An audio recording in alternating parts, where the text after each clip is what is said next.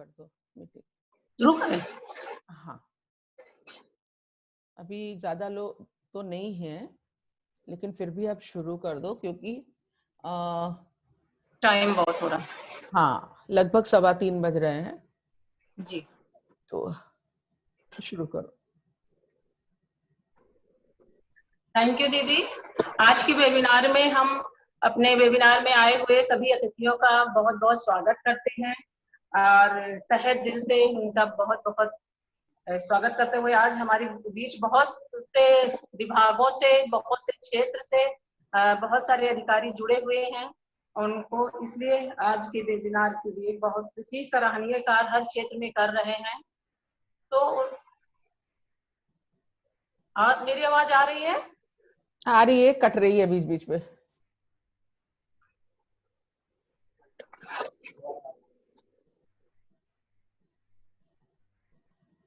Hello. हाँ, शुरू करो। हेलो, आ रही है आवाज? आ रही आवाज मेरी? हाँ, आ रही है।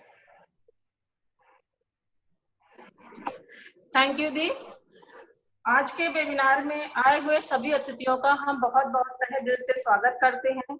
आज हमारे बीच बहुत ही महत्वपूर्ण लोग हैं, अलग अलग विभागों से, अलग अलग क्षेत्र से, जो बहुत ही सराहनीय काम कर रहे हैं। जब भी हम किसी की समस्या को लेके या किसी भी लीडर्स को लेके या हमारी लीडर्स जाती हैं और बताती हैं कि हम सखी केंद्र से आए हैं, तो हमारे जो साथी हैं, हमारे अधिकारीगण हैं, वो बहुत ही तहे दिल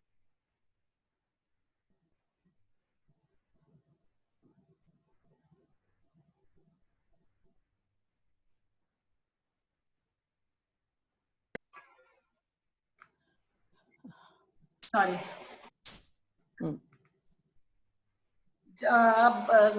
जबकि हमारा सखी केंद्र ये सभी को पता है कि गरीब और पीड़ित लोगों को मदद करता है। इसलिए आज के वेबिनार में हम सभी का स्वागत करते हुए अपने सखी केंद्र के महामंत्री सुश्री नीलम चतुर्वेदी जी से हम चाहेंगे कि सभी का स्वागत करें और विषय प्रवेश करें। सब लोगों को नमस्कार और बहुत अच्छा लग रहा है। थैंक यू माया, आपने इतने अच्छे विषय पे वेबिनार रखी है और अच्छी बात है। हम लोग अपने ऑफिस में बैठ के, अपने घरों में बैठ के भी मीटिंग ऑर्गेनाइज कर लेते हैं और तमाम लोगों के व्यूज आ जाते हैं, तमाम लोगों की मदद मिलती है।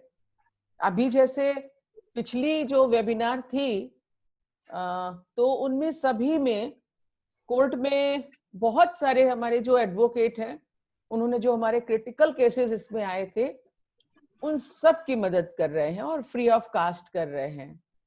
तो ये एक बहुत अच्छी बात है कि वेबिनार्स के बहुत फायदे हो रहे हैं।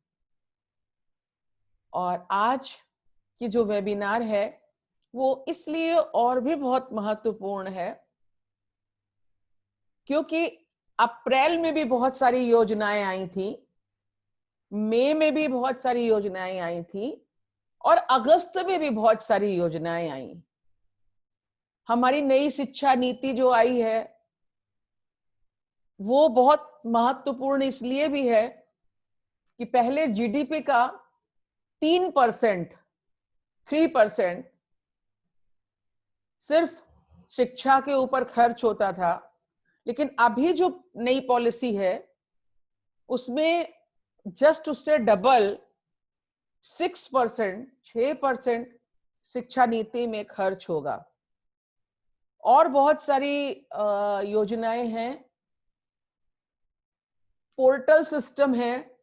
पोर्टल सिस्टम का मतलब जिन लोगों को नौकरियां चाहिए, छोटे स्तर पर भी, बहुत छोटे स्तर पर भी जिन्हें नौकरियां चाहिए और जो चाहते हैं कि हमारे यहाँ अच्छी कारीगर, अच्छे लोग आए, तो सरकार ये भी शुरू करने वाली है। और उन्होंने जुलाई में ही शुरू कर दिया था कि वो मध्यस्थता का काम करेगी। हमारे विभाग के बहुत सारे विभागों के लोग इसके तहत मध्यस्थता का काम करेंगे, जिन्हें काम चाहिए और जिन्हें अपने यहाँ काम पे रखना है उन दोनों के बीच बातचीत कराना, उनके एक दूसरे के लेटर भेजना, ये सारी चीजें करेंगे। तो बहुत सारी इधर योजनाएं आए और हमको, जैसा कि माया जी ने इस क्षेत्र में बताया कि अधिकारी लोग बहुत मदद करते हैं, इवन फोन पर भी मदद करते हैं, तो ये बहुत अच्छी बात है। आज हमारे स्लम्स में जो हालात हैं, कई स्लम्स में तो इतनी बुरी स्थितियां हैं कि पानी की सुविधा नहीं है, गंदगी, बहुत सारी चीजें। तो वो सारी चीजें आप लोग मिलके दूर कराते रहते हैं। तो आज हमें यहाँ ये बात करनी है कि कैसे हमारे जो स्लम्स में रहने वाली बहनें हैं और जो अधिकारी हैं, उनके बीच कैसे सामंजस्य बने कि बस्तियों की समस्याएं भी दूर हों, इनको लाइवलीहुड भी मिले, और सबसे बड़ी बात यह है कि सरकार की जो योजनाएं हैं उनका लाभ हर मार्जिनलाइज यानी गरीब दलित लोगों को मिले। तो आज ये बहुत महत्वपूर्ण है। हम सबका स्वागत करते हैं। हमारे बीच नगर निगम से, खाद्य आपूर्ति से हमारे पार्षद भी हैं, कई बहुत सारे लोग हमारे बीच हैं। तो हम सबका बिल्कुल तहे दिल से स्वागत करते हैं और माया जी से कहेंगे कि इस वेबिनार को आगे बढ़ाइए। थैंक यू दी, आपने बहुत ही सरल और बहुत ही अच्छे उसमें बताया सारी चीजें कि आज का इतना अच्छा है, और इसके लिए हम बहुत बहुत धन्यवाद करते हैं आपका। Thank you. अब मैं आगे चाहूंगी कि एरेमको से ब्रिजेन पाल जी से चाहूंगी कि जो रिटायर्ड हैं, बहुत लंबे समय से सेवा दे रहे हैं। जब भी कोई परेशान या पीड़ित ऐसा होता है कि जिसको कृत्रिम अंग की जरूरत होती है, और सर ने बहुत ही लोगों की मदद की है, लगातार कर रहे हैं रिटायर होने के बाद भी। जब भी मैं कभी कॉल करती हूँ तो बोलते हैं बिल्कुल माया जी आप बताइए, किसकी जहाँ से जैसी भी मदद होगी मैं हर स्तर पर मदद करता रहूंगा। तो इसलिए ब्रिजेन पाल जी तक अगर मेरी आवाज जा रही है तो मैं रिक्वेस्ट करूंगी कि अपने सुझाव दें। ब्रिजेन पाल जी तक मेरी आवाज जा रही है?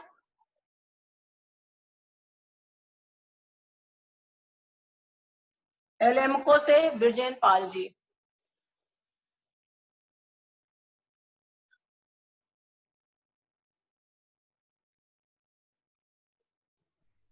अभी आए नहीं है क्या? जी आ गए हैं। तो प्लीज ब्रजेंद्र जी, आपको आवाज सुनाई दे रही है? आप अपना माइक ऑन कर लीजिए ब्रजेंद्र जी। आपका माइक ऑफ है, माइक ऑन कर लीजिए प्लीज।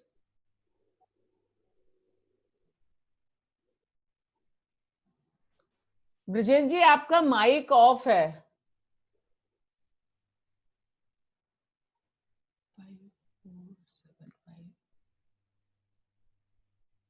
आपका माइक तो ऑन है। हाँ प्लीज ब्रजेंद्र जी, आपका माइक ऑन है लेकिन आवाज नहीं आ रही है। ब्रिजेन पाल जी आप तक मेरी आवाज जा रही है? सर प्लीज अपना हेडफोन निकाल दीजिए तब आपकी आवाज जाएगी। सर आप अपना हेडफोन निकाल दीजिए। हाँ, हेडफोन निकाल। आवाज आ रही है? हाँ बिल्कुल आ रही है, बताइए। जी सर आपकी आवाज आ रही है। थैंक यू सर आपकी मीटिंग में उपस्थित सभी लोगों के लिए नमस्कार।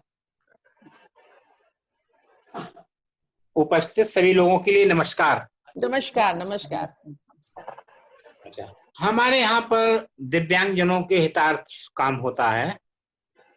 जो भी दिव्यांग जन से रिलेटेड समस्या है उसका समाधान किया जाता है।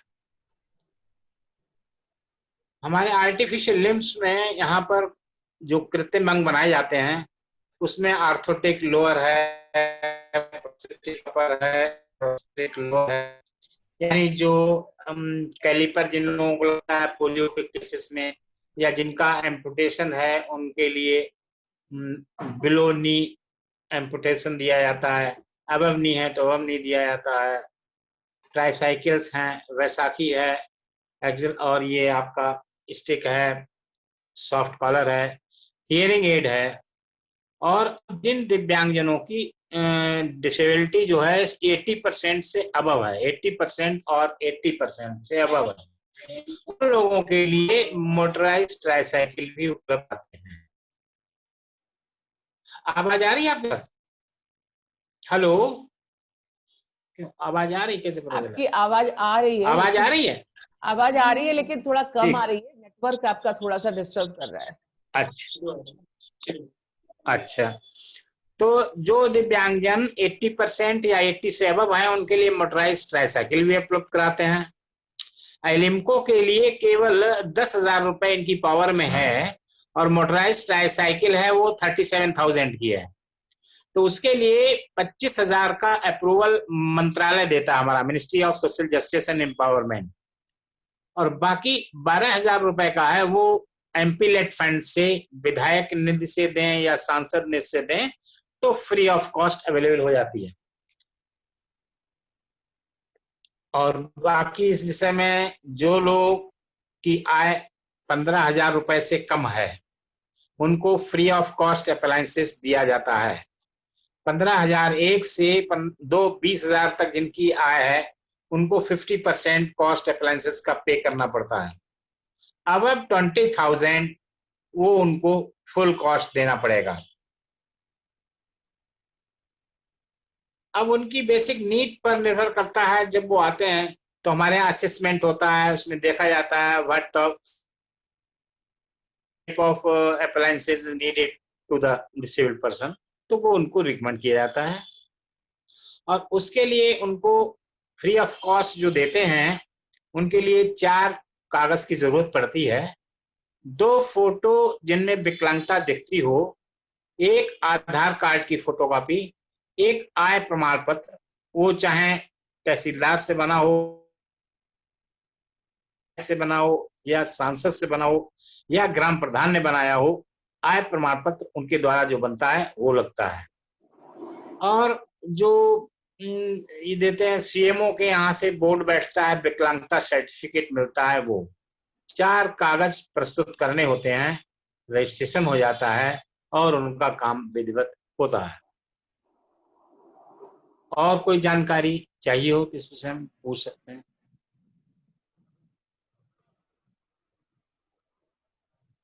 हेलो,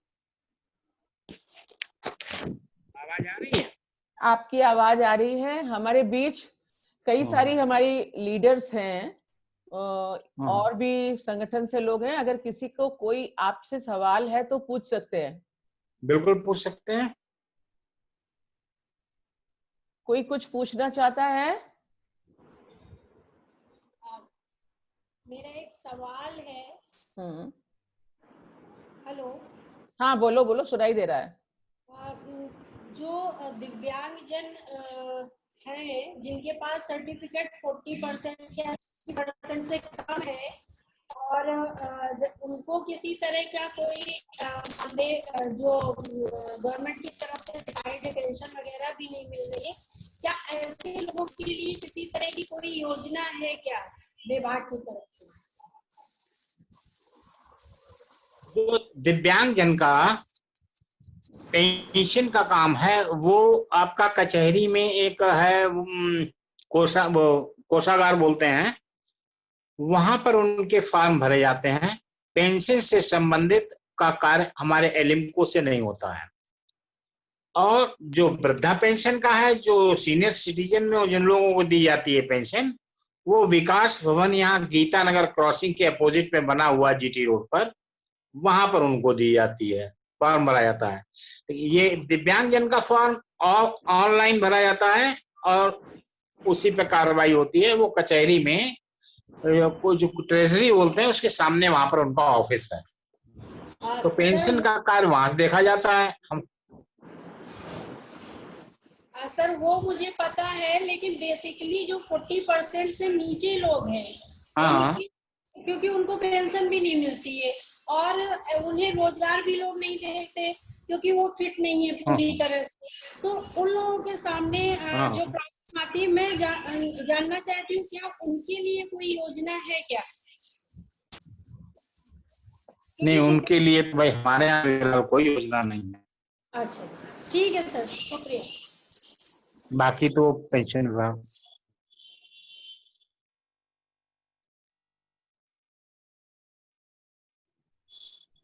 और किसी को कोई सवाल है क्या? हाँ, मेरा एक सवाल है सर से। मेरा सवाल ये है कि एक बार दिव्यांगों को जो आर्टिफिशियल कृत्रिम मिल जाते हैं या ट्राई साइकिल मिल जाती है, बैसाखी मिल जाती है, अगर किन्हीं कारणों से वो टूटती है या वो अंग पूरी तरह से वो उसके ढीले हो जाते हैं या टूट जाते हैं, तो क्या दोबारा उन्हें फ्री में मिलते हैं कि चार्जेस दोबारा में देना पड़ता है? फ्री ऑफ कॉस्ट के लिए तो हमारे यहाँ जो वन टाइम ये चीज उपलब्ध कराई जाती है उसका टाइम पीरियड है 3 इयर्स, 3 साल के लिए देते हैं। उसकी मैन्युफैक्चरिंग इस तरीके की है, 3 साल में कोई दिक्कत नहीं आती है। सिर्फ एक चीज है, जैसे एक्सला बैसाखी जिसे बोलते हैं, उसमें जो नीचे चलते सपोर्ट में गुटके लगे होते हैं जिसे बोलते हैं टिप एंड, वो अगर चाहिए होते हैं तो वो कॉस्ट पे मिलते हैं, क्योंकि फ्री ऑफ कॉस्ट तो वो बैसाखी तो दे देंगे जो 2000 रुपए की पेयर है, लेकिन गुटके की कीमत 39 रुपए के हिसाब से पे करना पड़ेगा सेपरेटली। अब जैसे मोटराइज्ड है, मोटराइज्ड गाड़ी अगर किसी को उपलब्ध कराई गई तो फिर वो 10 साल तक दोबारा नहीं दी जाएगी, क्योंकि उसकी कीमत है 37,000 और वो मंत्रालय से अप्रूवल आता है। मंत्रालय को जो चिट्ठी अपर सचिव को लिखी जाएगी, हम माया जी को पूरा उसका पता भेज चुके हैं, तो ये चारों डॉक्यूमेंट जो हमने बताए हैं सब लगा के मंत्रालय भेजे जाएंगे। वहां से अप्रूवल की एक कॉपी दिव्यांगजन को जाती है, एक एलिम्को में आती है। उस आधार पर हम उनको 37,000 रुपए की गाड़ी देते हैं। दिव्यांगजन को हमने बताया 12,000 रुपए देने पड़ते हैं, 25,000 का मंत्रालय से अप्रूवल है। अगर दिव्यांगजन नहीं दे सकते हैं तो उसका एमपीलेट फंड से पैसा आ जाएगा, तो एमपीलेट फंड से वो पैसा ट्रांसफर हो जाता है, हम फ्री ऑफ कॉस्ट दे देते हैं। 25 + 12 वो सांसद कोटे से आ जाएगा या विधायक कोटे से आ जाएगा, तो ऑलमोस्ट कुल मिला के हमें 37,000 अमाउंट मिल जाएगी, जो वो एडिप में हम एडजस्ट कर देंगे। सर मेरा दूसरा सवाल ये था कि कृत्रिम अंग जो आपको प्रोवाइड करते हैं 80% या 90% जो लोग हैं डिसेबल, तो क्या उनके अंग किसी कारण से क्षति हो जाती है, टूट जाते हैं या स्क्रू लूज हो जाते हैं, कुछ भी प्रॉब्लम आती है और वो दोबारा यूज लायक नहीं होती हैं, तो क्या फ्री में दोबारा उनको सेकेंडली मिलेंगे या चार्ज देने पड़ेंगे? ऐसा है उसमें, जैसे अब हम टाइप ऑफ उस पर निर्भर करता है अप्लायंसेस पर। अगर अप्लायंसेस वो रिपेयर हो सकता है तो उसकी बहुत रीजनेबल चार्ज दे करके रिपेयर कर देते हैं, क्योंकि अब और जो पैर की टेक्नोलॉजी तो अब हम वहां का बन रहा है जर्मन का, तो पैर तो जो इसका बनाया जाता है चाहे बिलो नी हो चाहे अबव नी हो, वो 10 साल में मिलेगा उसका। तो ये 10 साल तक उसमें केवल फुट चेंज होता है। पैर जो रबर का होता है वो टूट सकता है, लेकिन पैर में और कोई दिक्कत नहीं आएगी। तो जो बाहर वाला ऑटोवॉक का जर्मनी वाला पैर बन रहा है इस समय, उसकी कॉस्ट भी ज्यादा है। जो बिलो नी है घुटने के नीचे वाला, वो करीब बनता है 16,000 के 14,163 के आसपास, और वो बनता है 21,687 रुपए का अबव नी का। लेकिन ये फ्री ऑफ कॉस्ट देते हैं और उसकी 10 साल तक कोई जरूरत भी नहीं पड़ेगी, केवल फुट की जरूरत पड़ती है। वो जब टूट जाएगा तो फुट का चार्ज उन्हें देना पड़ेगा। Thank you sir. नमस्कार, मैं अखिलेश वाजपेयी हूँ, दिव्यांगजन सशक्तिकरण अधिकारी माया जी ने मुझे अपनी बार आप लोगों से बात करने के लिए जोड़ा है। Thank you. मेरा ये जो एलिम्को के प्रतिनिधि हैं इनसे एक प्रश्न है कि आपके यहाँ जो एलिम्को की मोटराइज गाड़ियां दी जा रही हैं उनमें बैटरी की बड़ी जबरदस्त प्रॉब्लम है। मैं कानपुर में ही डिप्टी डायरेक्टर भी हूँ और जिले का मेरे पास प्रभार है। अक्सर लोग बरेली और अन्य जिलों से आते हैं और आपके यहाँ जो परेशान होते हैं वहां खड़े रहते हैं। मुझे बात करनी पड़ती है आपके संजय सिंह से या चमन या अन्य जो अधिकारी हैं जो वहाँ पे बैठे हुए हैं जो को देख रहे हैं। तो ये आपके यहाँ जो मोटराइज गाड़ी तो आप इतनी बड़ी दे देते हैं, आदमी लेके बरेली से लेके कानपुर से बाहर चला जाता है और उसकी बैटरी की प्रॉब्लम है कि वो बैटरी 2 महीने 3 महीने 4 महीने में बोल जाती है। नहीं, अगर लिथियम की बैटरी है वो बैटरी सही काम कर नहीं रही। तो अगर वो बैटरी गड़बड़ हो गई, हमारी गारंटी पे है तो उनको केवल बैटरी लाना पड़ेगा और उनको अपना जो कार्ड हम बना के देते हैं कि हम किस डेट में ये ले गए हैं तो battery free of cost replace करते हैं। नहीं वो तो उन्हें गाड़ी लाने की जरूरत नहीं है, उनको केवल एक 6 महीने में करते हैं। सुनिए तो पूरी बात, आप 6 महीने में करते हैं। अभी मेरी संजय सिंह से बात हुई थी, अभी इसी 17 सितंबर को मुलाकात हुई थी प्रधानमंत्री के जन्म दिवस के अवसर पे। वो बता रहे थे हमने 1 साल कर दिया है उसकी वारंटी।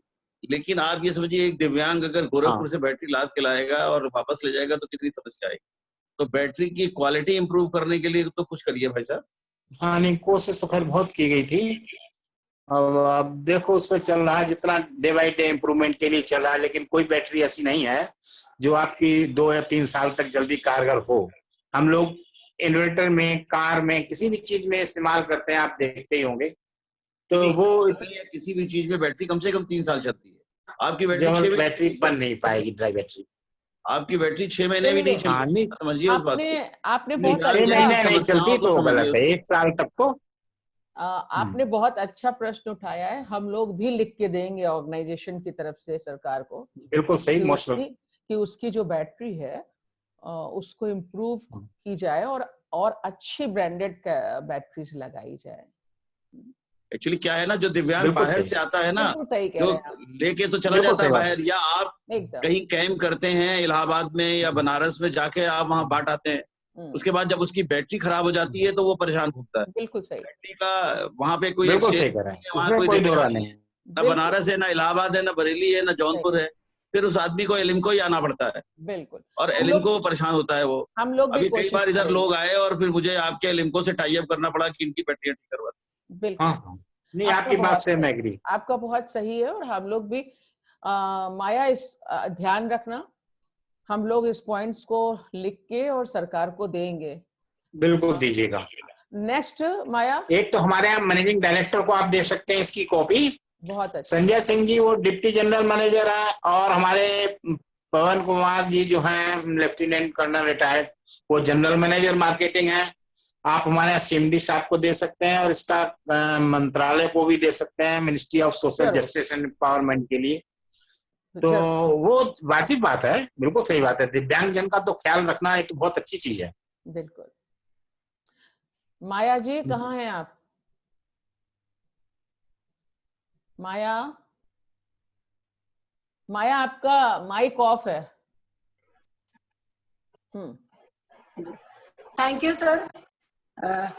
ब्रिजेन पाल जी, बहुत अच्छी आपने बात बताई, बहुत सारे सुझाव दिए, और जो हमारे क्षेत्र से लीडर जुड़ी हुई हैं, बहुत से लोग जुड़े हैं, हम लोग भी बहुत सी जानकारी आज ग्रहण किए हैं, और जितने भी लोग जुड़े हैं, क्योंकि बहुत अलग अलग और नई चीजें आपने बताई हैं जो लोगों को नहीं। माया जी, मैं चाह रहा हूँ कि इसी समय चूंकि दिव्यांग की बात हो रही है तो मैं भी अपने डिपार्टमेंट से संबंधित बात बता दूं, क्योंकि मुझे एक दूसरी मीटिंग में भी जाना है। जी सर, ठीक है। मैं आप ही को पहले आपका परिचय दे दो माया, सब लोगों को, सारे लोग जितने भी लोग हैं।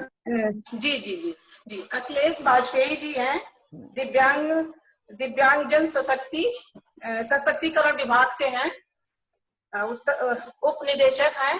तो मैं चाहूंगी कि सर कुछ सुझाव दें। वेलकम। धन्यवाद आप सभी को जो इस जूम मीट के माध्यम से जुड़े हुए हैं। मुझे भी आप लोगों के साथ बात करने का पहला अवसर मिल रहा है।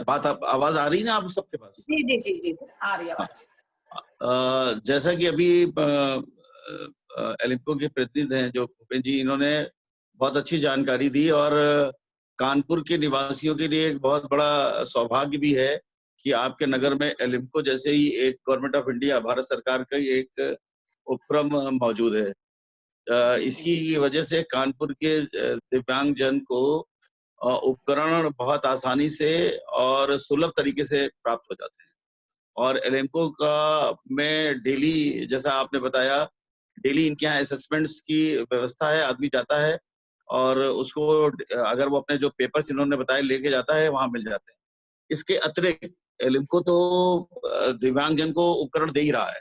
इसके अतिरिक्त दिव्यांगजन सशक्तिकरण विभाग जो हमारा विभाग है, इसके माध्यम से भी हम लोग उपकरण का वितरण करते हैं। आपको मैं जानकारी देना चाहता हूं कि आज से ही हमारे विभिन्न विकास खंडों में, कानपुर नगर में कैंप लगे हैं। आज हमारा एक कैंप, एक टीम हमारी घाटमपुर विकास खंड में है और एक टीम हमारी जो है वो भीतर गांव विकास खंड के कार्यालय में है।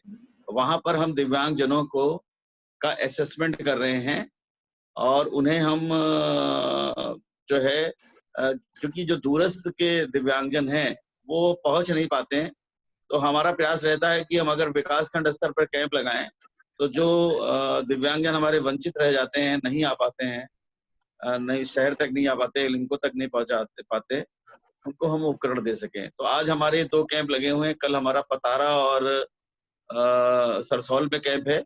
प्रोग्राम की कॉपी मैं माया जी को भेज दूंगा और आज पेपर में भी निकली है। ये लगातार हम लोग दिव्यांग जनों को उपकरण दे रहे हैं। हमारे यहाँ यही है कि जैसा आपके यहाँ है, एक हमारे यहाँ जो आय की सीमा है वो बीपीएल श्रेणी है। मतलब जैसे आपके यहाँ आपने बताया 15,000 मासिक है, हमारे यहाँ बिलो पॉवर्टी लाइन का जो दिव्यांगजन है उसको हम उपकरण देते हैं, जिसमें 56,080 वार्षिक और 46,000 ग्रामीण क्षेत्र की जो मासिक आय है वो वार्षिक आय है उसके आधार पर, और दिव्यांगता का उसके पास 40% या उससे ऊपर का प्रमाण पत्र होना चाहिए, अथवा ये हमारी सीएमओ की जो टीम होगी वो सर्टिफाइड करे कि इस व्यक्ति को इस उपकरण की आवश्यकता है। तो ऐसे कैंप हमने ग्रामीण क्षेत्र में इस समय लगाए हैं। हमारे 8 अक्टूबर तक लगातार कैंप हैं। 2 अक्टूबर को हम लोग पतारा में उपकरण का एक डिस्ट्रीब्यूशन कैंप भी कर रहे हैं, और ये एक हमारी जो योजना है वो चल रही है। दूसरी एक हमारी स्कीम है दिव्यांग पेंशन योजना, जिसमें हमारे कानपुर नगर में 27,000 दिव्यांगजन को पेंशन मिल रही है। 27,723 फिगर है। हम उन दिव्यांगजनों को पेंशन का डिस्ट्रीब्यूशन करते हैं। उसके लिए भी मासिक आय वही है, वो आय वही है, गरीबी रेखा से नीचे की आय, शहरी और ग्रामीण क्षेत्र की। इसके अलावा 40% का दिव्यांगता प्रमाण पत्र, उसका आधार कार्ड, उसका निवास प्रमाण पत्र, एक फोटो। वो व्यक्ति ऑनलाइन आवेदन करता है, SSPY पोर्टल पर जाएगा, किसी भी सुलभ केंद्र में, किसी भी सर्विस सेंटर पर व्यक्ति चला जाएगा, उसको ये सारे डॉक्यूमेंट वहां देने पड़ेंगे और वो ऑनलाइन अप्लाई कर देगा। ऑनलाइन अप्लाई करने के बाद वो फॉर्म हमारे पास हार्ड कॉपी के रूप में आ जाता है। हम लोग उसका प्रिंट आउट निकाल लेते हैं। लेकिन कभी कभी क्या होता है, जो डॉक्यूमेंट आप अपलोड करते हैं या जो सर्विस सेंटर अपलोड करता है वो पढ़ में नहीं आता है। दिव्यांगता प्रमाण पत्र पढ़ में नहीं आ रहा है, और या उसका आय प्रमाण पत्र पढ़ में नहीं आ रहा है। तो हम ये भी अनुरोध करते हैं उस दिव्यांगजन से कि वो या उसका कोई प्रतिनिधि, अगर वो नहीं आ सकता, चलने फिरने में उसको दिक्कत है, तो उसका प्रतिनिधि हमारे ऑफिस में आकर वो सर्टिफिकेट, वो हार्ड कॉपी जो उसने वहां पे अपलोड कराई है उसकी एक कॉपी लाकर हमारे कार्यालय में दे दे, ताकि उसका हम सत्यापन करके, क्योंकि ये पत्रावली पूरी जाती है जिलाधिकारी को, और सीडीओ मुख्य विकास अधिकारी और जिलाधिकारी के माध्यम से ही स्वीकृत की पत्रावली होती है। और स्वीकृत के उपरांत उसके बैंक खाते में, हाँ मैं एक बताना भूल गया कि उसका राष्ट्रीयकृत बैंक में बैंक खाता भी होना जरूरी है, और बैंक खाते की कॉपी भी वो साथ में लगाएगा, क्योंकि पेंशन ऑनलाइन है, सीधे उसके खाते में जाती है। इसमें बीच में कहीं किसी तरह का बिचौलिया या किसी की आवश्यकता नहीं है, कभी किसी के बीच में पढ़ने वाला नहीं है। किसी के कोई अगर आपसे कहता है कि हम पेंशन करा देंगे, ये करा देंगे, तो आप उसकी बातों में ना आइए। आप सीधे ऑनलाइन अप्लाई करिए और सीधे फॉर्म आप हमारे कार्यालय में आके जमा करिए। बीच में अगर कोई व्यक्ति आपसे कुछ कहता है तो सीधे मुझसे बात करें आप। ऐसा हम लोगों ने एक व्यवस्था बना रखी है। इन 2 योजनाओं के अतिरिक्त एक तीसरी योजना है हमारे यहाँ, दुकान संचालन और दुकान निर्माण योजना, जिसमें दुकान संचालन योजना में हम लोग 10,000 रुपए की धनराशि देते हैं।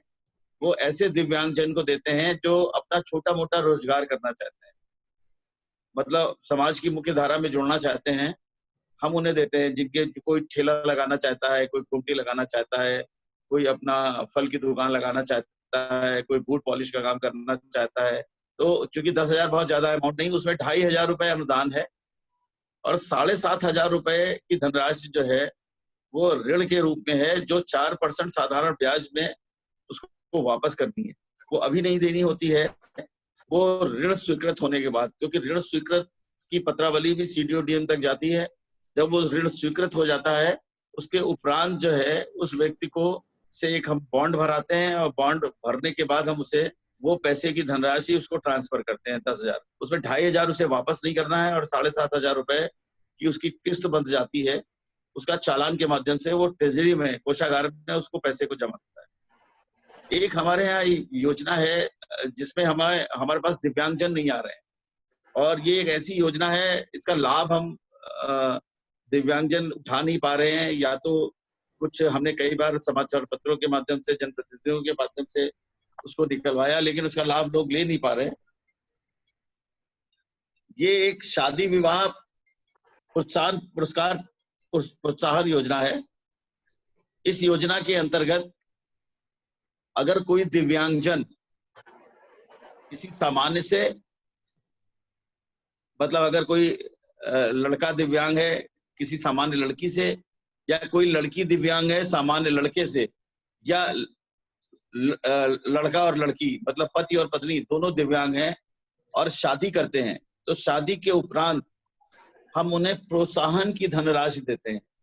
इसमें लड़के की दिव्यांगता पे 15,000, लड़की की दिव्यांगता पे 20,000 और यदि पति पत्नी दोनों दिव्यांग हैं तो 35,000 रुपए की धनराशि देते हैं। ये धनराशि एक मुश्त दी जाती है और इस धनराशि के लिए सबसे ज्यादा जरूरी है कि वो व्यक्ति जो है ऑनलाइन आवेदन करेगा। उसकी ऑनलाइन की एक साइट है, उस पर जाकर आवेदन करेगा, शादी का कार्ड लगाएगा, दोनों की अपनी पति पत्नी की आयु का प्रमाण पत्र लगाएगा, दिव्यांगता का प्रमाण पत्र लगाएगा और अपना बैंक खाता जॉइंट अकाउंट लगाएगा। और ये इस स्कीम में जो जिन्होंने गत वर्ष शादी की है अथवा वर्तमान वित्तीय वर्ष में शादी की है, मतलब 1 अप्रैल 2019 के बाद की शादी होनी चाहिए, मतलब गत वित्तीय वर्ष और वर्तमान वित्तीय वर्ष। तो गत वित्तीय वर्ष आपका 1 अप्रैल 2019 से चालू हुआ, जो जाके 31 मार्च 2020 को समाप्त हुआ। तो गत वित्तीय वर्ष का मतलब हो गया 1 अप्रैल के उपरांत अगर किसी दिव्यांगजन ने शादी की है और उसने अभी तक आवेदन नहीं किया है, तो वो कृपया अगर आवेदन उसका करवा दें। आप सभी लोग तो फील्ड से जुड़े लोग हैं, संस्थाएं हैं, और उसका आवेदन फॉर्म कराने के बाद अब एक नया नियम आ गया है कि इसमें शादी का रजिस्ट्रेशन भी होता है।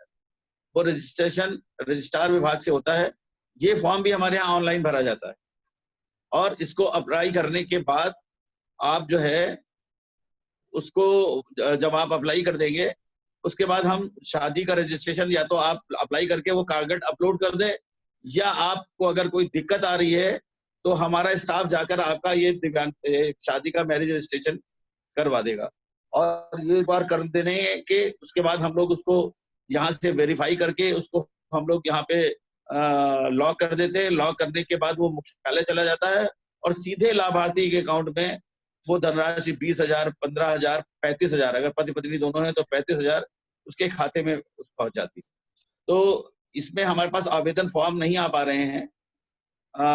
गत वर्ष भी मात्र 6 या 7 ऐसे पति पत्नी थे जिन्हें हमने इस योजना से लाभान्वित कराया। तो अगर आपके माध्यम से या जो लोग मुझे सुन रहे हैं, जान रहे हैं, उनके माध्यम से अगर आपके संपर्क में कोई ऐसा दिव्यांग है जिसकी पिछले वर्ष या इस वर्ष शादी हुई है और उसने अभी तक इस योजना का लाभ नहीं लिया है, तो वो आवेदन करे, या तो वो सीधे आवेदन करे या मेरे कार्यालय में आकर मिल ले, हम उससे फॉर्म दिखा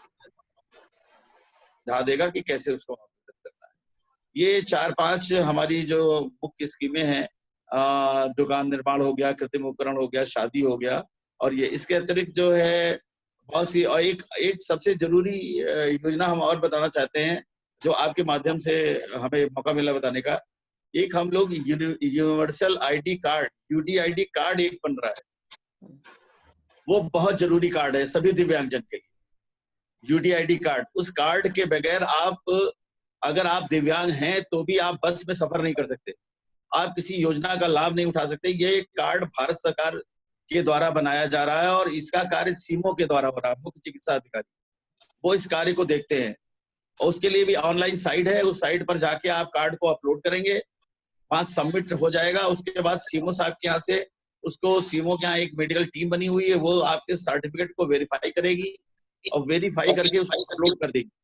अपलोड करने के बाद वो कार्ड आपका भारत सरकार चला जाएगा और भारत सरकार से आपके एड्रेस पे, आपके घर पर ही वो सीधे यूडीआईडी कार्ड आ जाएगा। वो वैसा ही कार्ड है जैसे आपका आधार कार्ड होता है, और ये एक ऐसा यूनिवर्सल कार्ड है, इसे लेकर आप पूरे भारतवर्ष में कहीं भी सफर कर सकते हैं। और ये आपकी एक तरीके से एक दिव्यांगजन की जन्म कुंडली होती है, जिसमें उसका सारा डिटेल लिखा होता है। तो मेरा कहने का मतलब है कि जो भी दिव्यांगजन है, अभी तक हम मात्र कानपुर नगर में 18,000 ही कार्ड अपलोड हो पाए हैं, जबकि 27,000 हमारे दिव्यांग पेंशनर्स हैं। तो बहुत से ऐसे लोग हैं जिन्होंने अभी तक यूडीआईडी कार्ड के लिए अप्लाई नहीं किया है। तो ये उन्हीं के हित के लिए है और जरूरी भी है, इसको जरूर आवेदन करते हैं। ये मेरी 4-5 जो मुख्य स्कीम थी, मैंने कहा आप लोगों को के साथ में इसको शेयर करूं ताकि अधिक से अधिक लोगों को इसका लाभ हो सके। थैंक यू अखिलेश जी। सखी केंद्र आप दोनों लोगों का बहुत बहुत आभारी है। एक प्रश्न ये है कि विवाह के कितने दिन बाद भी वो अप्लाई कर सकते हैं? 2 प्रश्न हैं हमारे। एक तो हाँ, एक तो आपको हमारी आवाज सुनाई दे रही है? अच्छा, एक बात तो ये है कि विवाह के अगर कई साल हो चुके हैं, यानी विवाह के कितने दिन बाद अप्लाई कर सकते हैं या पहले? दूसरा प्रश्न ये है कि अगर कोई दिव्यांग महिला को, अपनी पत्नी को घर से निकाल देता है, तो क्या उसके लिए भी कुछ है क्या उस महिला के लिए? क्योंकि हमारे संगठन में ऐसे बहुत सारे केसेस आए हैं जिन्होंने एक में तो दोनों दिव्यांग हैं, लेकिन वो बहुत टॉर्चर करता था। उसने अपनी बीबी को, अनीशा को, घर से निकाल दिया। खैर उसका इंतजाम किया गया, बहुत कुछ है। ऐसे ही 1-2 महिलाएं और भी आई हैं, कई सारी, जो दिव्यांग है और उनको परिवार के लोगों ने बहुत टॉर्चर किया और घर से निकाल दिया है। तो 2 सवाल हैं। क्या दिव्यांग महिला जो उसको टॉर्चर किया जा रहा है, घर से निकाल दिया जा रहा है, उसके लिए कुछ है अगर वो एकल महिला है या उसके साथ बच्चे हैं? और दूसरा, विवाह के कितने दिन बाद वो अप्लाई कर सकते हैं? देखिए मैडम, मैं पहले आपको शादी विवाह वाली स्कीम के बारे में बता दूं, आपने ध्यान से सुना नहीं। मैंने बताया कि इसको 1 अप्रैल 2019, एक्चुअली ये पहले नियमावली जो थी इसमें कोई कट ऑफ डेट नहीं थी, लेकिन अभी शासन ने उसमें परिवर्तन कर दिया है। जैसे समाज कल्याण और पिछड़ा वर्ग में उसी वर्तमान वित्तीय वर्ष की शादी का किए हुए लोगों को लाभ मिलता है, लेकिन हमारे यहाँ गत वर्ष, मतलब अगर उसने 1 अप्रैल 19 के बाद शादी की है, मतलब गत वित्तीय वर्ष जो 1 अप्रैल 19 से शुरू होता है, उसके बाद अगर उसने शादी की है तभी वो इस योजना का लाभ पाएगा। अगर उसके पहले उसने शादी की है तो वो इस योजना से वंचित हो जाएगा, उसे इस योजना का लाभ नहीं मिलेगा। इसीलिए मैं बार बार कहता हूं कि अगर कोई जिसने गत वर्ष अप्लाई किया है वो अपना ऑनलाइन रजिस्ट्रेशन कर दे, उसका हम फ्रीज कर दें डाटा।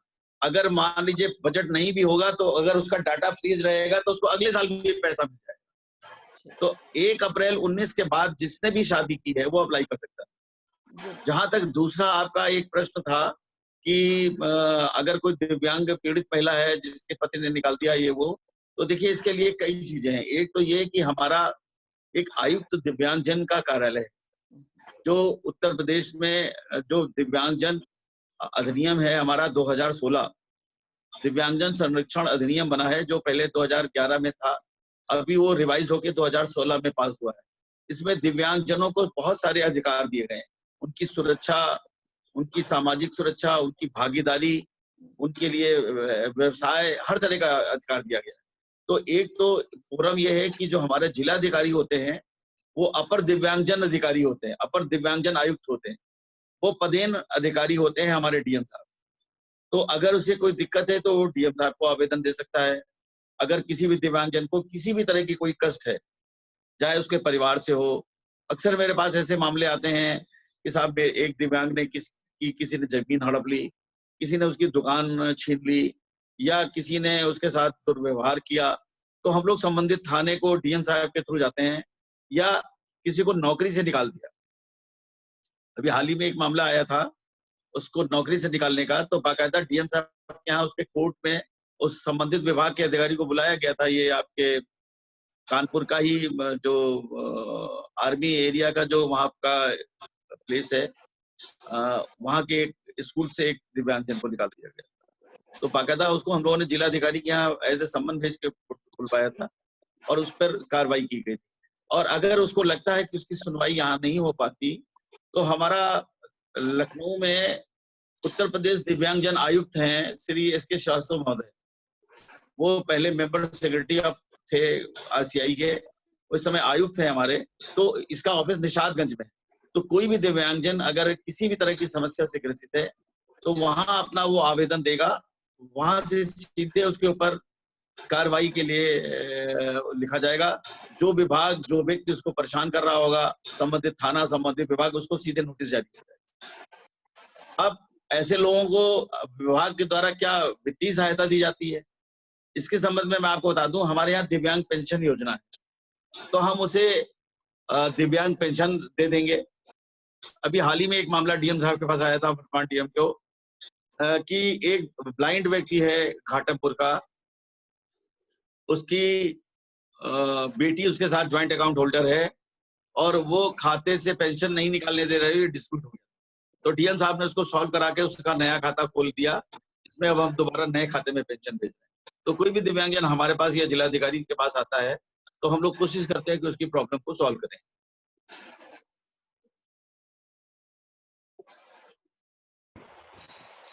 Thank you. सर एक सवाल है। हेलो, और किसी का कोई प्रश्न है क्या? जी सर। हाँ सर, एक सवाल जो आपने अभी बताया कि इस सरकारी विभाग से अगर निकाल देना या प्राइवेट, आवाज थोड़ी सी कम आ रही है आपकी। सर मेरा साउंड बढ़ाएं। हाँ बताएं।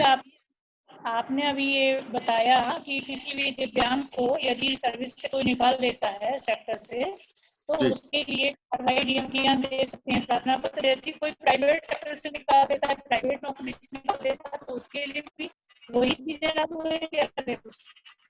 देखिए, अगर कोई प्राइवेट फैक्ट्री या प्राइवेट कंपनी से कहीं निकाल देता है तो वो भी इसमें आ सकता है। क्यों नहीं आ सकता? हम उसकी जांच करेंगे, देखेंगे कि उसको निकालने का उसका कारण वाजिब है या नहीं। ऐसा तो नहीं दिव्यांग का उत्पीड़न किया जा रहा है। अगर दिव्यांग का उत्पीड़न नहीं किया जा रहा है तो कोई बात नहीं है। अगर उसके हटाए जाने का कारण वाजिब है तो कोई बात नहीं। अगर वाजिब नहीं है तो उसको हम लोग प्रेशराइज करेंगे, उसको नियमों के अंतर्गत उससे हम लोग उस पर कार्रवाई करते हुए उस व्यक्ति को पुनः जवाब दिलाएंगे। ठीक है, थैंक यू सर।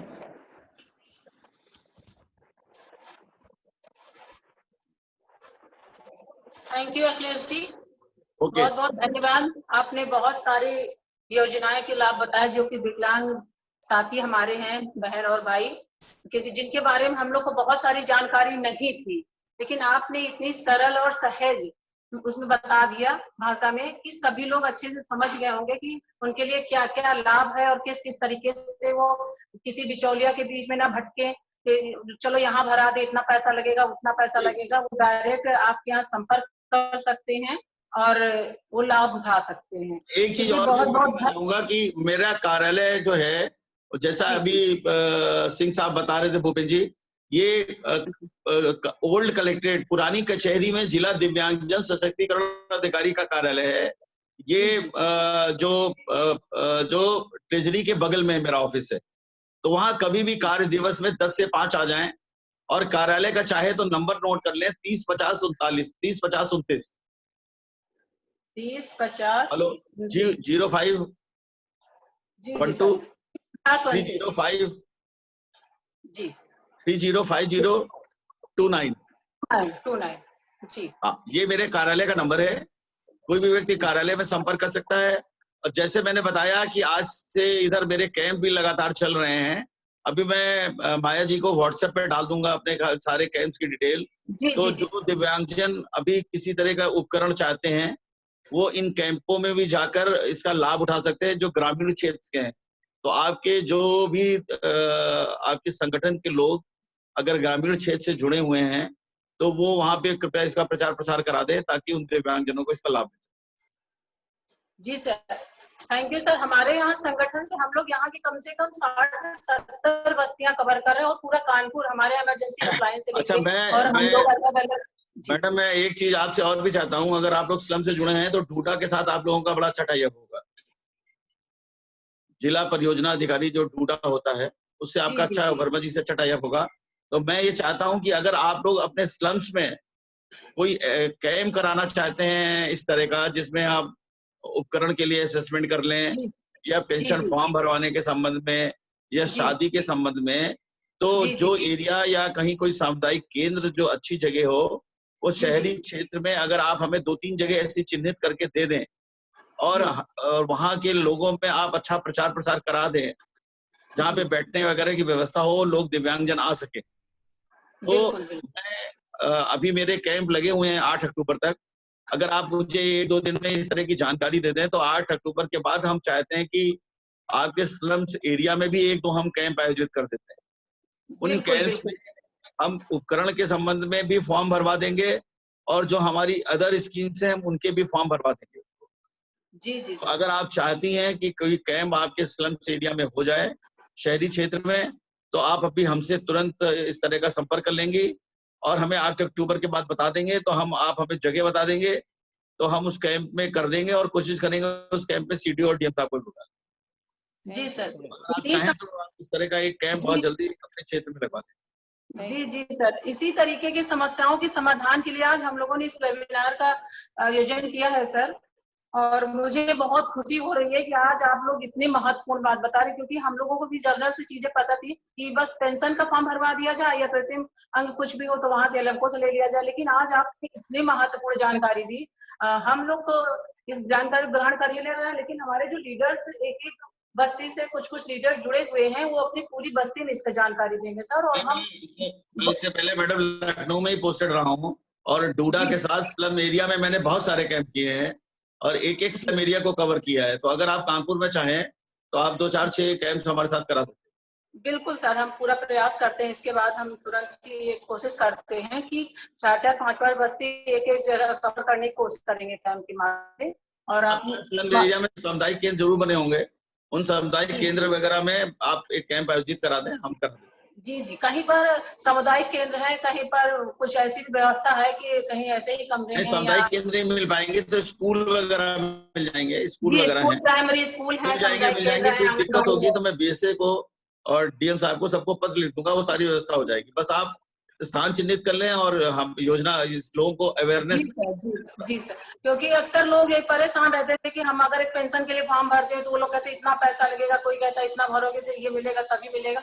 लेकिन कुछ नहीं, हमने आपको पहले ही सबसे छूट के बताया कि मैं जब से कानपुर में आया हूँ मुझे कई इस तरह की शिकायतें मिली हैं, इसलिए हम लोगों ने बिल्कुल इस तरह के सब, यहाँ पे बहुत से ऐसे संगठन चल रहे हैं जो इस तरह के काम करते हैं, तो मैं और 1-2 की जांच भी मैं करवा रहा हूँ, 2-3 संगठनों की। तो मैं इसीलिए साफ साफ बता रहा हूँ, एक तो हमारी सारी योजनाएं ऑनलाइन हो गई हैं, सारी की सारी योजनाएं ऑनलाइन है, लाभार्थी के सीधे, और सारा पैसा चाहे किसी भी स्कीम का हो सीधे लाभार्थी के खाते में जाता है। अब अगर लाभार्थी अपने खाते से निकाल के किसी को पैसा दे देगा तो कोई क्या कर सकता है, वो अलग की बात है। हाँ, तो ऐसी कोई योजना नहीं है जिसमें पैसा किसी के थ्रू जाता है।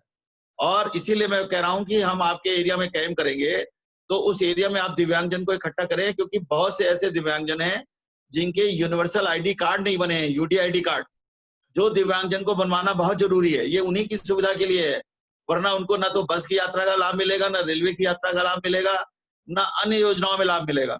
तो वहां पर हम कम से कम उनके यूडीआईडी कार्ड के फॉर्म तो भरवा सकेंगे, ये भी उनके लिए बहुत अच्छा होगा। थैंक यू अखिलेश जी। हम okay, thank you madam, thank you, आप थैंक लोगों यू। को बताना चाहेंगे कि सखी केंद्र पिछले 38 वर्षों से कानपुर से लगा के नेशनल लेवल और इंटरनेशनल लेवल तक काम कर रहा है।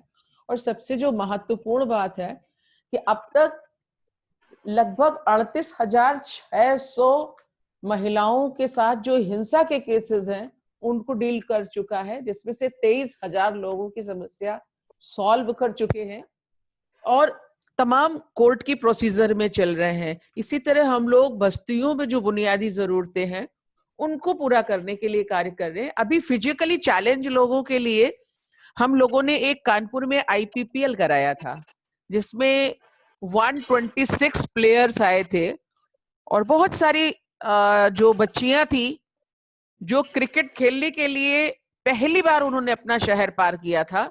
उनमें से बहुत सारी बच्चियां ऐसी हैं जो इस समय साउथ एशिया तक खेल रही हैं। ये हम लोगों ने 2017 में ग्रीन पार्क में कराया था।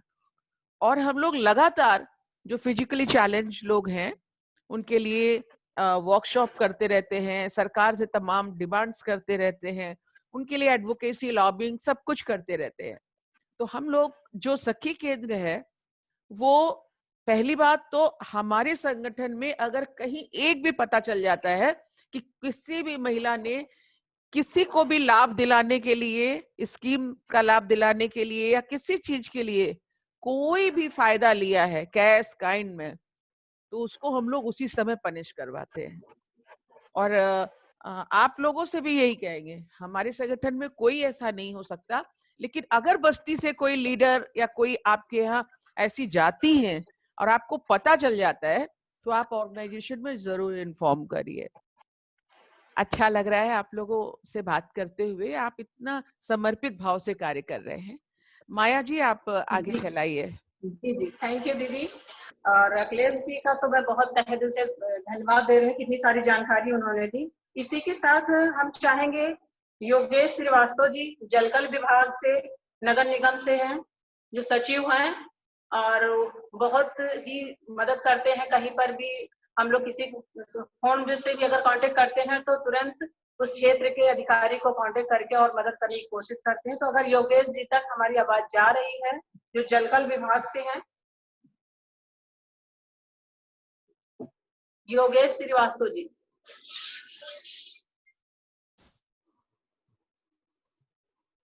एक्चुअली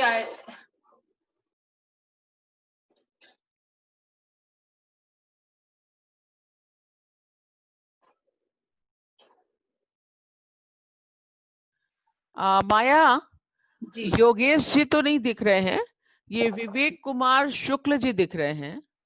जी जी, तो विवेक कुमार शुक्ल जी, विजय प्रताप,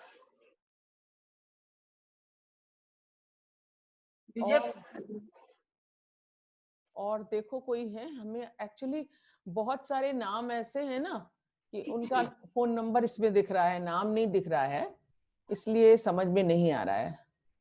आप नाम लो तो अगर उनको आवाज सुनाई देगी तो जरूर बोलेंगे। संतोष कुमार सिंह जी हैं, संतोष कुमार सिंह जी नगर निगम जोन 2 से अधिशासी अभियंता। संतोष कुमार सिंह तक हमारी आवाज जा रही है?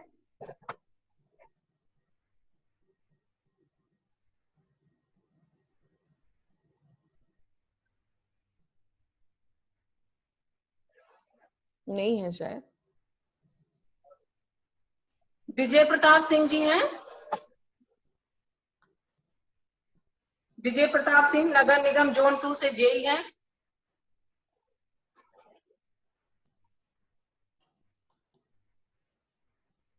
अभी कुछ लोग चले गए हैं शायद, उन्हें जल्दी थी। तो मैं चाहूंगी कि मोहिनी शुक्ला जी हैं, सभासद हैं वार्ड नंबर 28 से, तो वो कुछ सुझाव अपने दें, क्योंकि बहुत महत्वपूर्ण कार्य कर रही हैं। और अभी ये कोरोना काल में बहुत सारे महत्वपूर्ण कार्य किए उन्होंने। जब भी हमने किसी के लिए कांटेक्ट किया कि उनके यहाँ आज खाना नहीं है या कुछ भी, तो उन्होंने बहुत ही तहे दिल से लगकर और उनकी मदद की है। जैसे ही हमने सूचना दी, बोले मैम कोई बात नहीं है, तो लोगों को भेजा और वहाँ लगातार लंच पैकेट दोनों टाइम भेजती रही हैं। तो मैं चाहूंगी मोहिनी शुक्ला जी से, मोहिनी शुक्ला जी तक मेरी आवाज जा रही है? हाँ मोहिनी जी तो है। मोहिनी जी अपना माइक ऑन कर लीजिए। मोहिनी जी प्लीज आप अपना माइक ऑन करिए।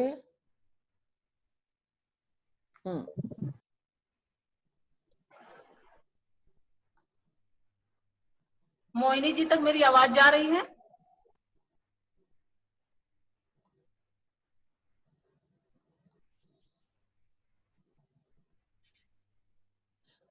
मोहिनी जी आपका हाँ माइक अब ऑन हो गया है।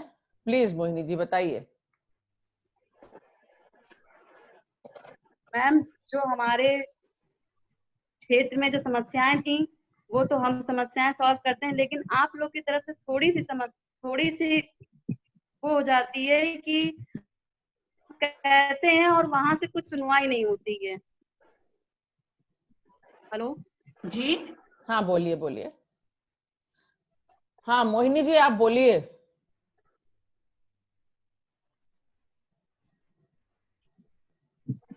हेलो हेलो हाँ मोहिनी मैम, जो बच्चे हैं जो बच्चे हैं जी जी कोरोना हाँ, की आवाज आ वजह रही से है। वो नहीं पढ़ पा रहे हैं, उनके लिए हम कुछ आपसे हाँ, हम ये पूछना चाहते हैं, जो बच्चे हैं जो नहीं पढ़ पा रहे हैं और जिनके पास मोबाइल नहीं है, ऑनलाइन सुविधाएं नहीं है, तो वो कैसे अपना मतलब पढ़ाई के लिए आगे बढ़ सकते हैं? हम ये आपसे आप पूछना चाहते हैं। जी, अभी अब जिनके पास ऑनलाइन सुविधाएं नहीं है, वो कैसे करें अपना काम? मोहिनी जी कैसे आप पढ़ाई कर सकते हैं आगे? मोहिनी जी आप पार्षद हैं? मोहिनी जी आप पार्षद हैं? हेलो आपको आवाज जी सुनाई दे रही है? हाँ हाँ मैम बोलिए। हम कह रहे हैं आप पार्षद हैं। जी हाँ, बहुत अच्छी जी बात है। जी बहुत अच्छी बात है। आप थोड़ा जो भी योजनाएं आ रही हैं, अभी हमारे पास गूगल में सब कुछ रहता है। अभी जो योजनाएं आ रही हैं उनको जरूर देखिए। और आरटीआई के तहत बहुत दिक्कतें आई इधर कोविड में, तो आरटीआई के तहत हम लोगों ने भी जितने फॉर्म भराए थे बहुत बुरे हाल हो गए जी और बच्चों की पढ़ाई जी नहीं हो जी पा रही है। हम लोगों का तो ऑर्गेनाइजेशन है, हम लोग कोशिश जी करते हैं कि सरकार को लिख के भेजते रहते हैं, और आप लोगों की भी ताकत हमारे साथ मिलेगी तो शायद बस्तियों का सुधार हो सकेगा। क्योंकि पार्षद बहुत कुछ कर सकता है।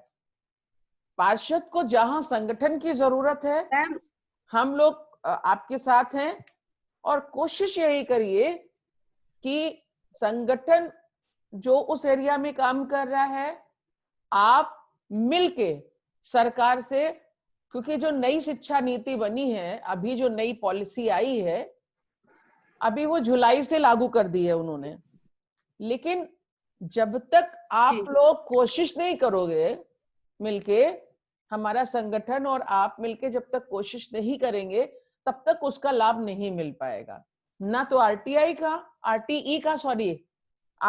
का शिक्षा के अधिकार का, और ना जो नई पॉलिसी आई है। तो हम आपसे यही रिक्वेस्ट करेंगे कि पहली बात तो हमारा ये जो मोबाइल है ये सिर्फ फेसबुक करने के लिए, व्हाट्सएप के लिए नहीं है। इसमें हम हर महीने की डाल के कि अगस्त में अगर कोई भी योजनाएं आई हैं सरकार की, अगर सितंबर में कोई भी योजनाएं आई हैं, अभी जो पोर्टल का अधिकार है या जो पोर्टल की जो स्कीम लागू की है वो 2 सितंबर से लागू हो चुकी है, लेकिन हमारे बस्तियों में उसका कोई लाभ नहीं मिल रहा है। हम लोगों को ये पता भी नहीं है कि कौन सा विभाग उसको देख रहा है। तो आप लोग अक्सर हमारी जो भी लीडर्स हैं, हमारी लीडर्स आवाज अगर कुछ लोग हैं, और हमें मालूम है आज हमारी जो लीडर्स यहाँ पर मौजूद हैं वो 1000 500 की ताकत रखती हैं, हर घरों में उनकी पहुंच है। तो आप लोग हमारी लीडर्स, आप सब मिलके हर योजनाओं का पता किया करिए और उनको अपने क्षेत्र में लागू कराने के लिए पूरा प्रयास किया करिए। जहां आपको लगे कि नहीं हो पा रहा है, वहां हम लोग भी बैठे हैं। हम लोग स्टेट लेवल पर और नेशनल लेवल पे सरकार से लॉबिंग एडवोकेसी करेंगे और करते रहते हैं। ठीक है मोहिनी जी? मोहिनी जी आप, मैम, और ये हाँ बोलिए मैम, बच्चों के जो पौष्टिक आहार वगैरह के लिए थोड़ी सी हम आपसे इसकी जानकारी लेना चाहते हैं। बच्चों को जो पौष्टिक आहार नहीं मिल पाता है उसके लिए थोड़ा। हमने आपसे मोहिनी जी एक बात कही है कि आपको एक जैसे बजरंगबली जी को उनकी ताकत का एहसास दिलाया गया था, तब उन्हें अपनी ताकत का एहसास हुआ था। ऐसे ही आप पार्षद हैं और हमारे बीच अभी आज मदन भाटिया जी नहीं आए हैं, और कई सारे कानपुर में ऐसे पार्षद हैं जिन्होंने सरकार जो विभाग है उनको हिला के रख दिया, जिन्होंने अपनी जो उनके अंडर में जितनी बस्तियां आ रही थी उनका विकास करने के लिए वहां के लोगों को अपने साथ जोड़ते हुए, हम लोगों के संगठन को अपने साथ लेते हुए बहुत कुछ किया। लेकिन उसके लिए हम लोगों को कुछ चीजें करनी होंगी। जो हमारी लीडर्स सुन रही हैं वो भी, कि अब डिजिटल का जमाना है। अब हमें विभाग में पूछने नहीं जाना कि कौन सी स्कीम आई है कौन सी नहीं आई है। अब हमें खाली अपने मोबाइल में देख लेना है बच्चों के लिए कौन सी स्कीम है, और आपको वहां जाके पहुंच जाना है। ऑनलाइन फॉर्म भर देनी है, कुछ चीजें आपको सीखनी पड़ेंगी। इसमें गूगल में सर्च करना, ऑनलाइन फॉर्म भरना, ये सारी चीजें आप लोगों को सीखनी पड़ेंगी। और मोहिनी जी, आप अगर चाहें तो हम लोगों के यहाँ जो पंचायत की, ग्राम पंचायत में जीती हुई बहनें हैं उनके लिए भी ट्रेनिंग की सुविधा है। हम लोग उनको ट्रेनिंग दिलाते हैं। और शहर में जो हमारी पार्षद जीती हैं उनको भी हम लोग ट्रेनिंग देते हैं।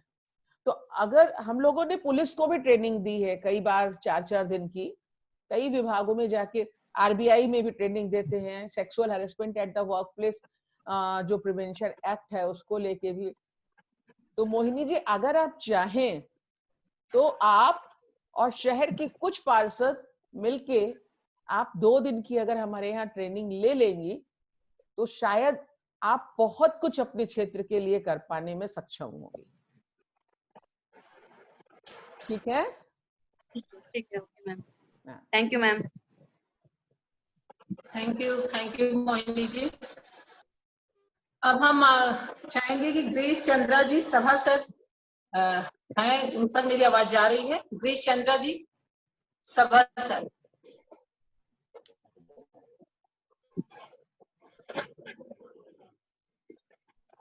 ग्रीश चंद्रा जी वार्ड नंबर 7 से।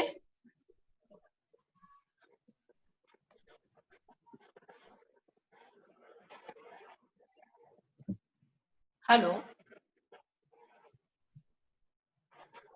आप लोगों तक मेरी आवाज जा रही है? अभी हमारी जो लीडर्स हैं जी, वो बात कर सकती हैं कि उनको क्या चीजों में ज्यादा दिक्कत हो रही है, कहाँ उनको किन विभागों में ज्यादा दिक्कत होती है, उनकी क्या समस्याएं हैं। तो हमारी जो लीडर्स यहाँ पर हैं वो भी अपनी बात रख सकती हैं, क्योंकि गिरीश जी हैं नहीं शायद, और अगर हैं तो प्लीज, अगर उनको तक आवाज पहुंच रही है तो गिरीश जी आप।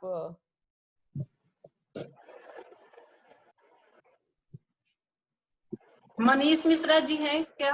मनीष मिश्रा जी खाद्य आपूर्ति विभाग से। मनीष मिश्रा जी खाद्य आपूर्ति विभाग से। असल में कुछ लोग अभी थे, लेकिन शायद उनको कुछ जल्दी रही होगी या कुछ, तो वो लोग चले गए हैं, अभी नहीं है, यहाँ दिखाई नहीं दे रहा है। आप लोग किसी भी विभाग से हमारे अगर लोग यहाँ पर बैठे हैं तो प्लीज वो अपनी बात रख दे, क्योंकि आपके नंबर्स के, आपका जो नंबर है उसमें नाम नहीं आ रहे हैं, तो इसलिए समझ पाने में थोड़ी दिक्कत हो रही है कि आप मौजूद हैं कि नहीं मौजूद है। तो प्लीज अगर आप में से कोई भी मौजूद है तो आप बोल सकते हैं, नहीं तो हमारी लीडर्स हैं।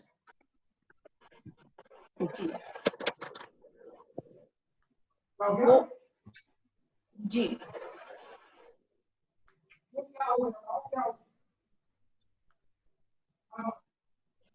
किसी भी विभाग से अगर कोई भी अधिकारी है हमारे बीच में तो अपनी बात रख सकते हैं, क्योंकि आईडी किसी और हम लोगों को कंफर्म नहीं हो रहा है नंबर से। सुषमा शर्मा से हम चाहेंगे कि अगर कोई भी प्रॉब्लम है क्षेत्र की तो अपनी बात रख सकती हैं।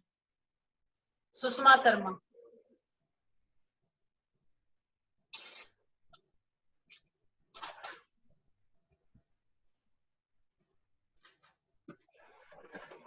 सुषमा शर्मा। हमारी कोई भी लीडर कुछ बात करना चाहती है?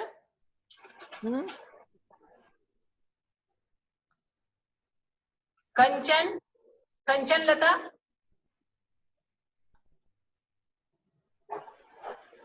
अगर किसी का कोई प्रश्न है या सुझाव है तो हम लोग आगे रखते हैं, चलाते हैं, नहीं तो हम लोग आज की जो वेबिनार है उसको यही समाप्त करते हैं।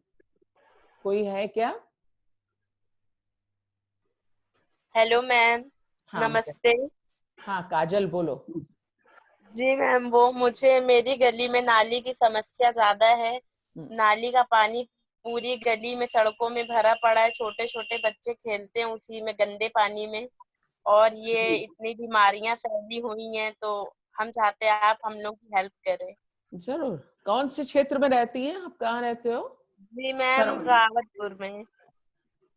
अच्छा, आप रावतपुर में। हाँ, तो हमारे यहाँ पर प्रभावती जी मौजूद हैं। नहीं, नहीं मैं ये सरोदे नगर रेलवे लाइन से हैं।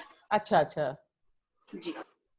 तो अभी हमने जी अभी हम लोगों बात हुई और मिला जी से कल ही शाम को बात हुई है कि कल या परसों हम लोग बैठ के एक मीटिंग कर लेते हैं, उसके बाद एक एप्लीकेशन लिखाते हैं, सभी लोग की साइन करा के फिर हम नगर निगम जाके महापौर जी से मिलेंगे, क्योंकि ये बहुत दिन से समस्या चल रही है और वहाँ के सभासद सुन नहीं रहे। तो इसीलिए हम लोगों ने प्लान किया है, आज ही प्लान हुआ, कल शाम को प्लान हुआ है। Hello ma'am. जी मैम, जैसे कि मैं बीएससी नर्सिंग कोर्स करना चाहती हूँ और मेरे मम्मी पापा के पास इतना पैसा नहीं है। सरकार की कुछ योजना हो जिससे कि मैं आगे बढ़ सकूं, नर्स बन सकूं। बेटे, ये एक डॉक्टर राजेश जैन जी हैं, ये हमारे यहाँ आए थे। इनका एक ऑर्गेनाइजेशन है और हॉस्पिटल है जी। तो वो कह रहे थे अगर ऐसी 25 लड़कियां हों तो हम उनको 1 साल की ट्रेनिंग दे सकते हैं, और बहुत मिनिमम पे कह रहे थे। तो अगर और लड़कियां हैं तो हम उनसे बात कर सकते हैं, और नहीं तो आपके लिए भी माया जी से कहिए। माया, आप माया जी के क्षेत्र से हैं तो माया जी बात कर सकती हैं उनसे। मैम, मेरा एडमिशन हो चुका है, मतलब काफी ज्यादा फीस है, तो थोड़ी माफ हो सके, ऐसी कोई योजना सरकारी हो। बिल्कुल कविता, हम आपके जहाँ पर आप एडमिशन ले रहे हो वहाँ पर चल के बात करते हैं। जी मैम। जी बिल्कुल। नमस्ते मैम, थैंक यू। नमस्ते, बिल्कुल आपको हेल्प मिलेगी। अगर और भी किसी बस्ती से कोई भी लीडर्स हैं हमारी तो कुछ भी सवाल कर सकती है, क्षेत्रीय समस्याओं से लेकर या कुछ भी। रंजीता है क्या हमारे बीच में? रंजीता लीडर्स।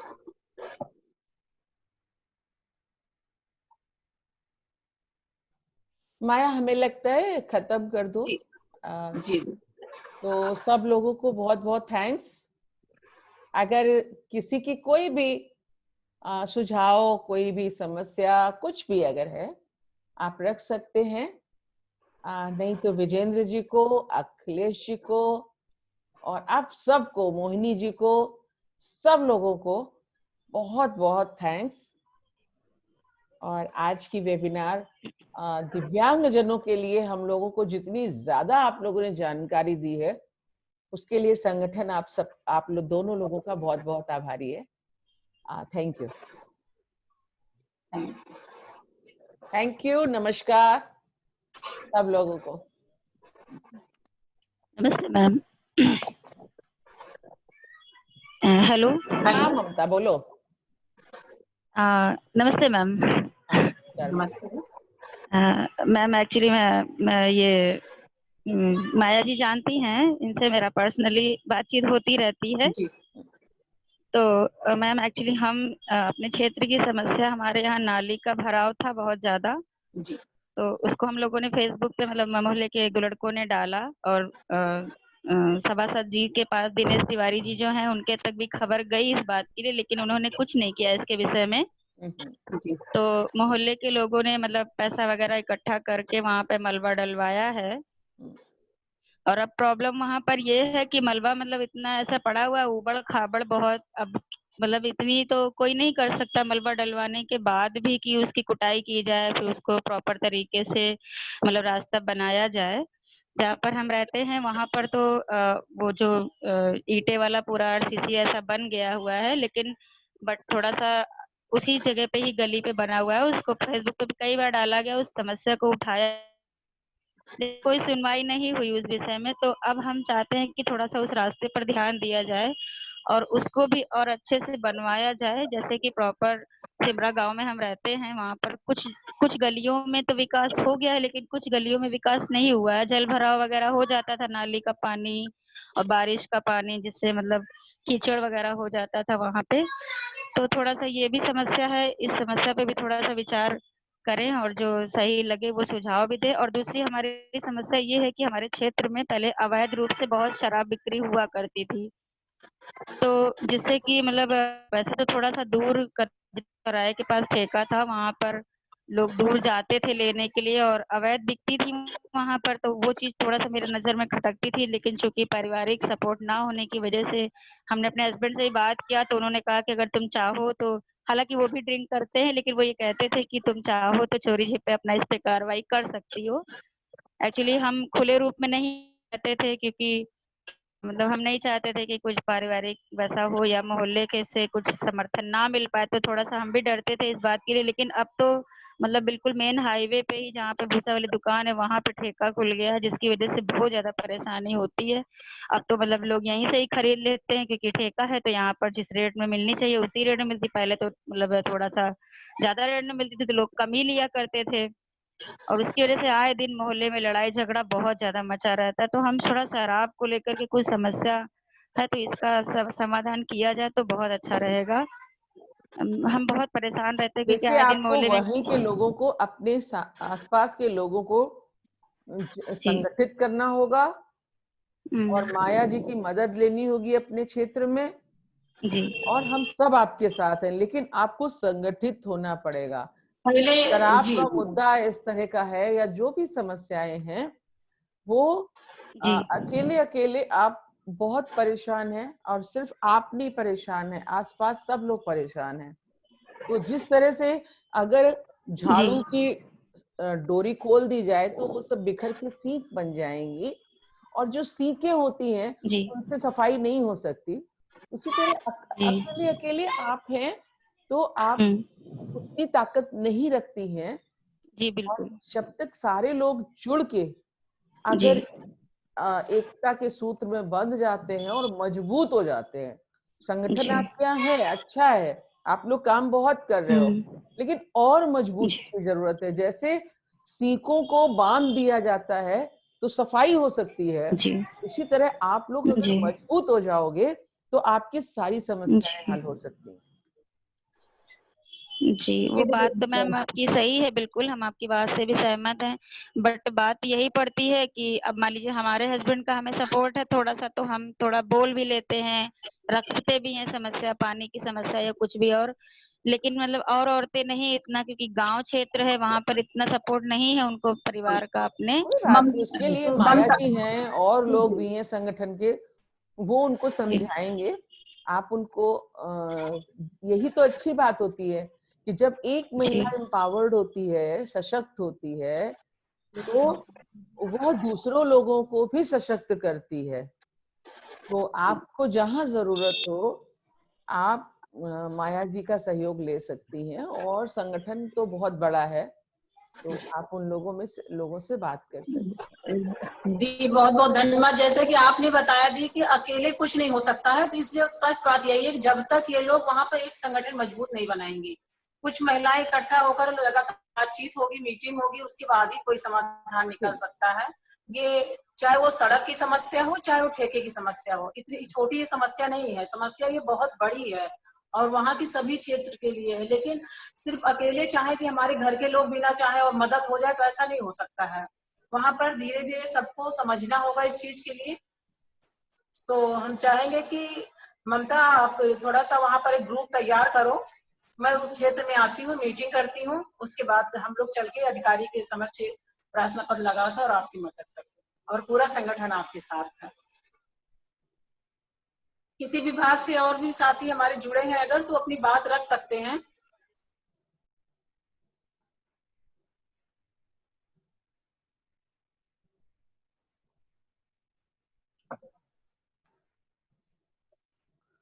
हम लोग कोशिश करेंगे और अधिकारियों को, जैसे आज दिव्यांग से रिलेटेड आप लोग को बहुत ढेर सारी जानकारियां हुई, और आज का दिन बहुत अच्छा रहा, क्योंकि आपके घर में, आस पड़ोस में, आपकी बस्ती में, अभी देखिए उन्होंने कहा है ना, आप लोग कोशिश करिए।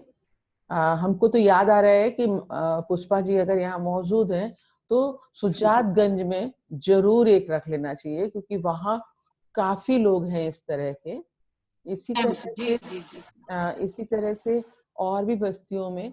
तो हम तो यही कहेंगे कि आप जब उन्होंने कहा ही है तो आप 7-8 तो कर ही लीजिए, और एक बस्ती में आप कोशिश करिए अगल बगल की और 4-5 बस्तियों के लोग आ जाएं। कम से कम 5 बस्तियां कवर होनी चाहिए। हाँ, 5 बस्तियां कवर होनी चाहिए।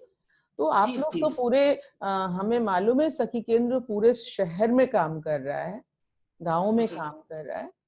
तो आप लोग बाकायदे बात करिए और इसको चालू कराइए, और नेक्स्ट जो भी वेबिनार माया आप ऑर्गेनाइज करिए उसमें और ज्यादा से ज्यादा अधिकारियों को आप बुलाइए। हो सकता है आज थे तो हमने देखा था काफी लोग थे, लेकिन वो लोग शायद उन्हें कोई जल्दी रही होगी या जो भी कुछ, तो वो लोग निकल गए हैं। तो अभी हमारे 2 लोग, विवेक कुमार जी, कोई अभी 2 लोग आए हैं, मालूम नहीं कोई अधिकारी हैं या क्या है, क्योंकि नाम नहीं है इनमें। तो अगर आपको हमारी आवाज सुनाई दे रही है और आप कोई विभाग से हैं तो प्लीज आपका वेलकम है।